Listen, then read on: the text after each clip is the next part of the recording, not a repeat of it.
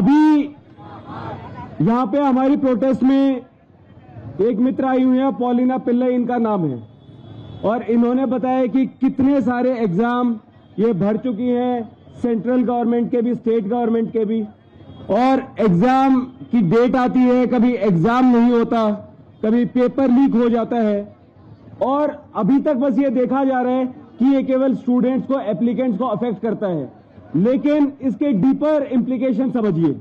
अगर एक paper leak होता है तो कोई ना कोई उस पेपर को खरीदता भी है 15 लाख रुपए में।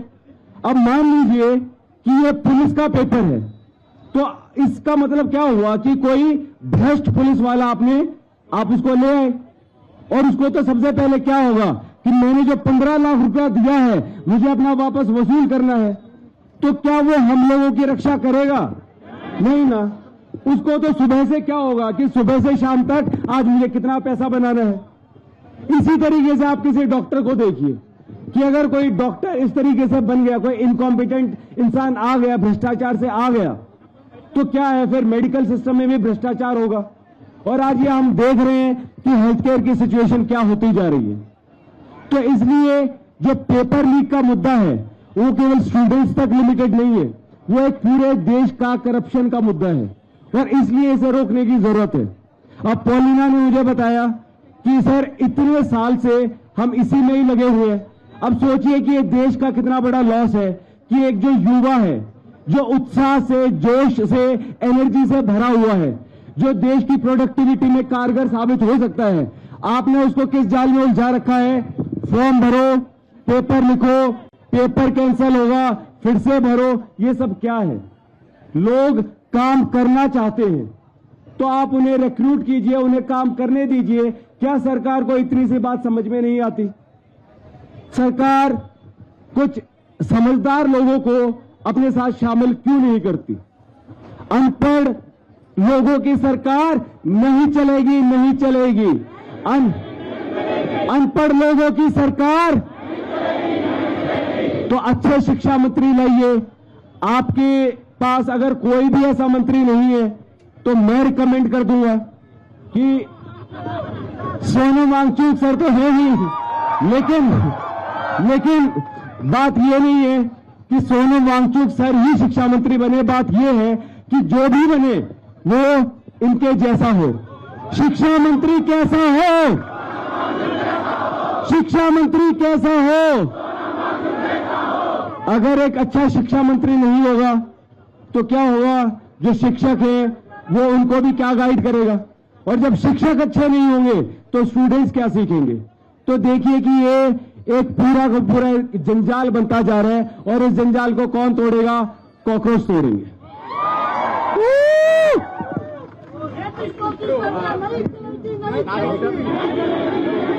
प्रोफेसर नागेश्वरराव गाరు। इंकलाब, इंकलाब, जय जय जय जय जय भीम। नफरत की राजनीति नहीं चलेगी, नहीं चलेगी। नफरत की राजनीति नहीं चलेगी, नहीं चलेगी। नफरत की राजनीति नहीं चलेगी, नहीं चलेगी। पेपर लीक की राजनीति नहीं चलेगी, नहीं चलेगी। नफरत की राजनीति नहीं चलेगी, नहीं चलेगी। भारत माता की, भारत माता की। ప్రముఖ జర్నలిస్ట్ మన ప్రొఫెసర్ నాగేశ్వరరావు సార్ మాట్లాడాల్సిందిగా కోరుతున్నారు. అందరూ గట్టి చప్పట్లతో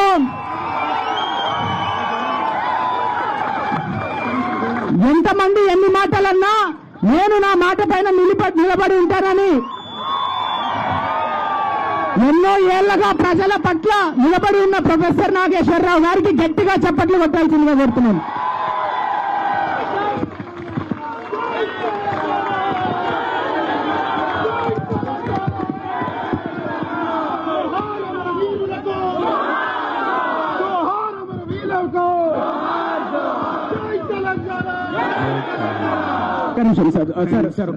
అందరినీ దయచేసి కూర్చోవలసిందిగా కోరుతున్నాం. ప్లీజ్ ఎవరికి కనపడట్లే. ఎండలో ఉన్నా ఏం కాదు, కొంచెం సేపు ఎండ తీసుకున్నాం. 22 లక్షల మంది పేపర్ లీక్ల బాధన పడి 5 మంది సూసైడ్ చేసుకున్నారు. వాళ్ళకి న్యాయం పోరాడుతున్నాం. అందరం ఎండ అయినా సరే తట్టుకొని నిలబడదాం. మొత్తం ఫోటోలు అన్నిట్లో అందరూ ఎంతమంది వచ్చినాలో జన సముద్రం కనపడాలి కాబట్టి అందరికి కనిపించే విధంగా రోడ్డు మీద కూర్చోవాలి. మనందరం రోడ్డు మీద కూర్చోండి అని కోరుకుంటున్నాం. మమ్మల్ని మిత్రులారా, మీ అందరినీ రోడ్డు మీద కూర్చోవాలని కోరుకుంటున్నా. ప్లీజ్ మిత్రులారా, ఈ దేశంలో గత కొన్ని నెలలుగా అయ్యా పేపర్ లీక్లు అవుతున్నాయి. అది నీట్ ఎగ్జామ్ కావచ్చు, సిబిఎస్ఈ ఎగ్జామ్ కావచ్చు, ఇంకో ఎగ్జామ్ కావచ్చు.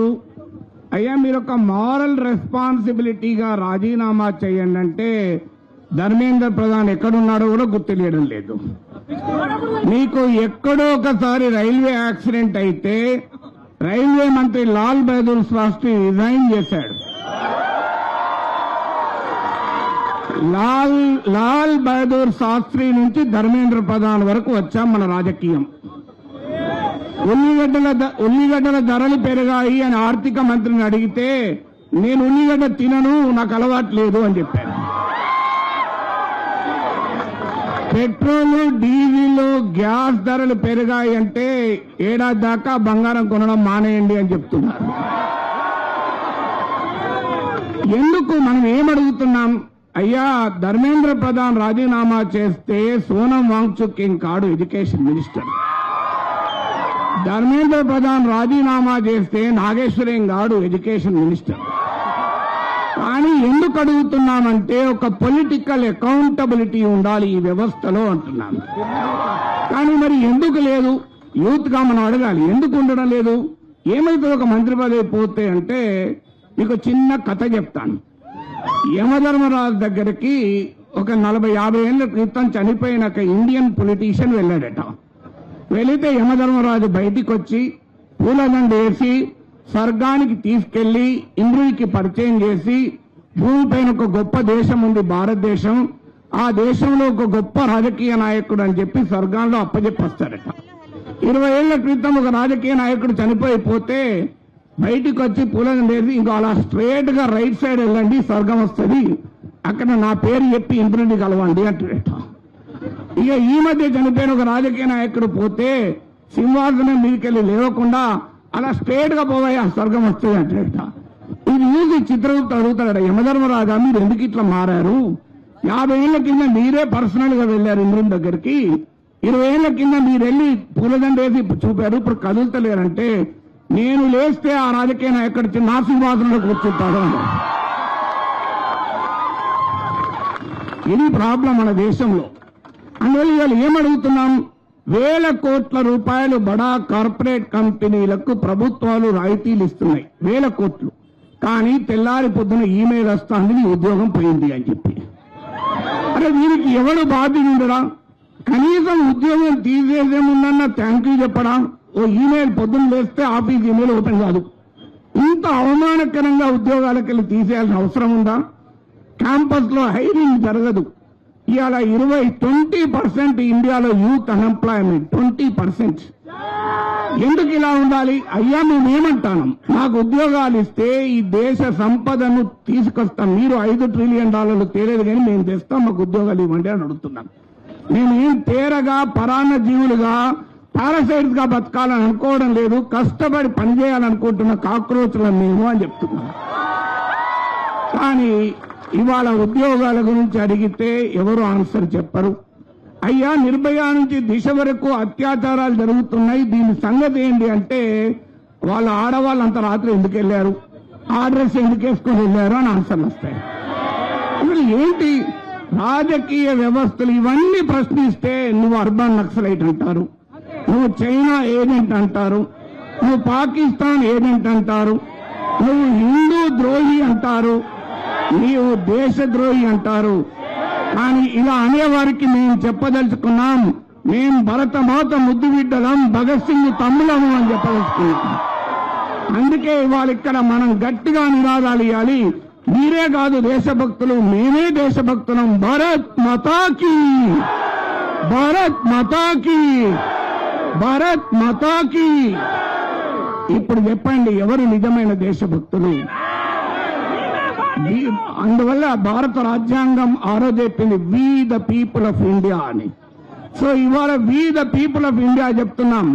గాంధీ మహాత్మునికి 7 ఏళ్ల జైలు శిక్ష విధించాక జడ్జి అడుగుతాడు, నీవు విడుదలయ్యాక ఏమి చేస్తావంటే, మళ్ళీ ఇలాగే దేశ స్వాతంత్రం కొరకు రాస్తాను, జైల్లో వేసుకో అని చెప్పాడు. అందువల్ల అంబేద్కర్ అంటాడు, అయ్యా మనం కష్టపడి ఈ రాజ్యాంగాన్ని నిర్మించుకున్నాం, కానీ ఈ రాజ్యాంగం కనుక ప్రజల ఆకాంక్షల్ని తీర్చలేకపోతే ఈ రాజ్యాంగాన్ని ప్రజలే చెరిపి వేస్తారు, జాగ్రత్త అని హెచ్చరిస్తాడు. ఇవాళ మేము రాజ్యాంగాన్ని కాపాడటానికి వచ్చాం, మీరు రాజ్యాంగాన్ని భ్రష్టు పట్టించడానికి వచ్చారు. అందువల్ల జై సంవిధాన్ అనే నినాదం వెనకాల ఉన్న ఇతివృత్తం అది.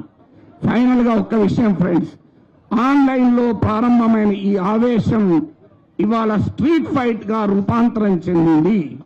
గుర్తుపెట్టుకోండి, సోషల్ మీడియా యాంగర్ మాత్రమే సరిపోదు, అది స్ట్రీట్ ఫైట్ పోరాటంగా సాగాలి. దీనికి భయపడాల్సిన అవసరం లేదు. ఒక్కటే నినాదం, బతకాలంటే చావడం నేర్చుకోవాలి, అడుగడుగున పోరాటం నేర్చుకోవాలి. జీనా హైతో మర్నా సీకో, కదం కదం పర్ లడ్నా సీకో, జీనా హైతో మర్నా సీకో, కదం కదం పర్ లడ్నా సీకో, జీనా హైతో మర్నా సీకో, కదం కదం పర్ లడ్నా సీకో. ఫ్రెండ్స్, చివరగా చిలీ అనే ఒక లాటిన్ అమెరికా దేశంలో 4-5 ఏళ్ల క్రితం 15 to 19 ఇయర్స్ పిల్లలు, 15 ఏళ్ల నుంచి 18 ఏళ్ల పిల్లలు 30 పైస్ మెట్రో చార్జెస్ పెంచితే వారు ప్రారంభించిన పోరాటం అక్కడ ప్రభుత్వాలనే గద్దెదించేదాకా జరిగింది. ఇవాళ హెచ్చరిస్తున్నాం, మేం ప్రజల తరఫున, ఇవాళ మీరు మీడియాను మీ చేతిలో పెట్టుకుంటారు, రాజకీయ వ్యవస్థను మీ చేతిలో పెట్టుకుంటారు, సోషల్ మీడియాను కూడా మీ చేతిలో పెట్టుకుంటారు, కానీ జనాగ్రహం కట్టలు తెంచుకుంటే దేశంలో అది మరో కాక్రోచ్ ఉద్యమం అవుతుందని నిరూపించాం. అందువల్ల ఈ పోరాటంలో అంతిమ విజయం మనది. అందువల్ల ఈ విజయం సాధించే వరకు పౌర సమాజ చైతన్యం ముందుకు జరగాలి.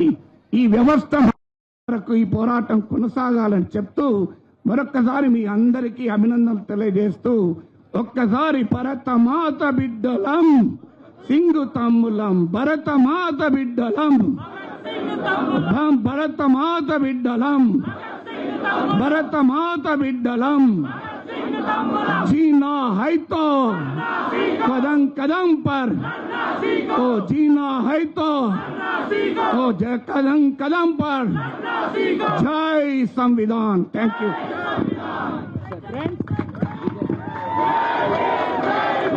Friends, we'll all take the pledge of the preamble of the Constitution. I request you all to repeat after me. మన దేశాన్ని నడిపేది కాన్స్టిట్యూషన్ మాత్రమే. ఈ రాజ్యాంగంలో పొందుపరిచిన ప్రియాంబుల్ ని ఇప్పుడు మనందరం బయటికి చదివి వినిపిద్దాం. ఇక్కడ చదివే ప్రతి ఒక్క అక్షరం, ఎవరైతే ఆ ప్రియాంబుల్, ఆ కాన్స్టిట్యూషన్ సాక్షిగా పోయి ఆ గద్దె మీద కూర్చున్నారో దానికి దోకా చేస్తున్నారనే విషయం వాళ్ళందరికీ తెలవాలి. We the people of India, having solemnly resolved to constitute India into a sovereign, socialist, secular, democratic republic, and to secure to all its citizens justice, social, economic, political, and liberty of thought, expression, belief, faith, and worship, equality of status, of opportunity, and to promote among them all fraternity, assuring the dignity of the individual and the nation. Bharat Mata ki jai. Vande Mataram. ఇప్పుడు కొంతమంది constitution నమ్మట్లేదు, దేవుడిని నమ్ముతున్నారు. Constitution నమ్ముతారు, దేవుడిని నమ్ముతారు. కానీ ఆ దేవుడు ఏం చెప్పాడు? కృష్ణ భగవానుడు ఏం చెప్పాడు? యదా యదా హి ధర్మస్య గ్లానిర్భవతి భారత అభ్యుత్నం అధర్మస్య తత్మానం సృజామ్యహం. It means, why am I saying this? whenever there is a decline of dharma and rise of adharma, I will manifest myself. Lord Krishna had said this. Who believe in this dharma? I ask you to ask Mr. Dharmendra Prasad. You have name in you have dharma in your name, but not in your character. Your parents have might given you the name dharma, but you are not fulfilling your dharma. So now I want to call Mr. Dharmendra Prasad, Mr. Education Minister Dharmendra Prasad. इस्तीफा दो धर्मेंद्र प्रसाद, धर्मेंद्र प्रसाद, धर्मेंद्र प्रधान, धर्मेंद्र प्रधान, धर्मेंद्र प्रधान इस्तीफा दो. Okay, ఇప్పుడు మన CBSE exam రాసిన విద్యార్థి please ముందుకు రావాలి. ఒక 2 నిమిషాలు మాట్లాడతారు. అసలు ఏం జరుగుతుంది, సిబిఎస్ఈ విద్యార్థులకు కూడా అన్యాయం జరిగింది. So please. అస్సలాముఅలైకుం, జై శ్రీరామ్ అందరికీ.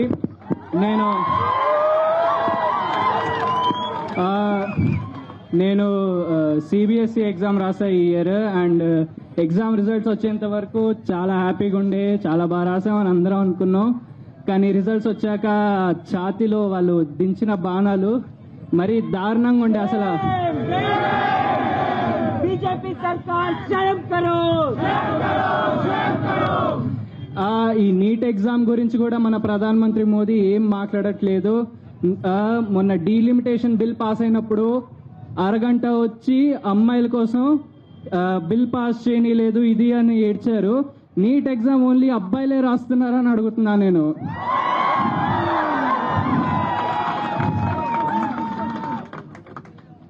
నీట్ ఎగ్జామ్ రాసే అమ్మాయిలకి మిగతా అమ్మాయిలకి తేడా ఏంటంటే వీళ్ళకి ఓటర్ ఐడియే లేదు, అంతే.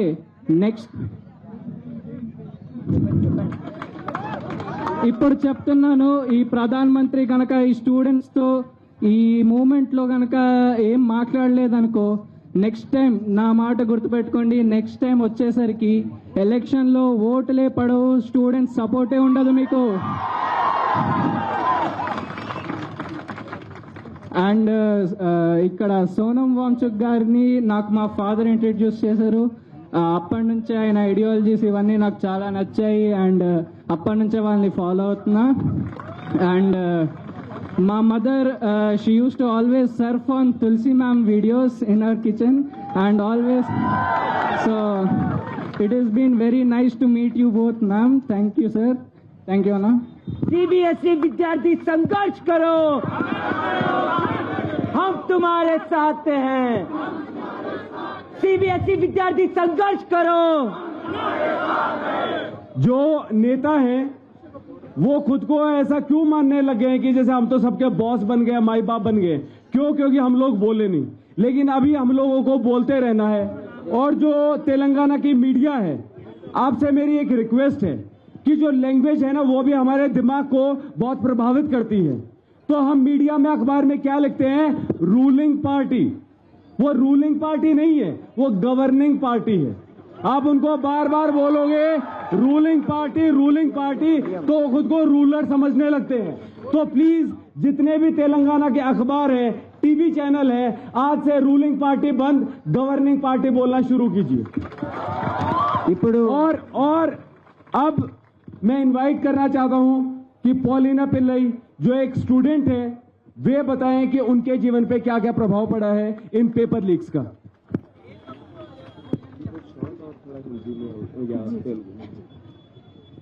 Hi all, मेरा नाम पॉलिना पिल्लई है. For the past 6 years, I've been writing multiple exams, be it competitive or state or central government. The main concern here is कभी नोटिफिकेशन निकलता है. Right after Covid the education system has declined very badly. कभी notification नहीं निकलता है, notification निकलने के बाद एग्जाम नहीं होता है, एग्जाम दे भी देते हैं हम तो उसका रिजल्ट टाइम पर नहीं आता है. Sometimes they have made this as an money extortion thing. वो एप्लीकेशन फीस लेते हैं, उसके बाद एग्जाम कंडक्ट नहीं करते, एप्लीकेशन फीस का रीएम्बर्समेंट बोलते हैं, वो फीस दोबारा आता नहीं है. so it is a grave concern, because people who write these exams, be it NEET, be it UPSC, they go further and become doctors and become people who govern the state, who govern the country, who go into administration. If we send forward people through corruption, जैसे what would they do going forward? आज उन्होंने पैसे दे के seat खरीद लिया, कल जाके seat पे बैठ के काम क्या करेंगे जब उनको कुछ आता नहीं है? जो लोग कैपेबल है, जो लोग डिजर्विंग है, उनके पास पैसा नहीं है, तो ये नहीं है कि वो लोग कर नहीं पाएंगे, because we have a constitution that gives opportunity to everybody. You, if you're capable, if you have the eligibility, you can reach there. And ये जो movement है, it is not political. It is concern of every student, every parent who has been trying to come forward in the system, gain a proper respectful living. Okay. Yes. ఇప్పుడు మన తులసి చందు గారు మాట్లాడతారు. తులసి Chandu.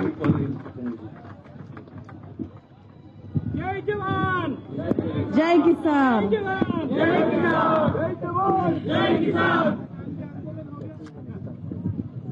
Hello, అందరికీ నమస్తే.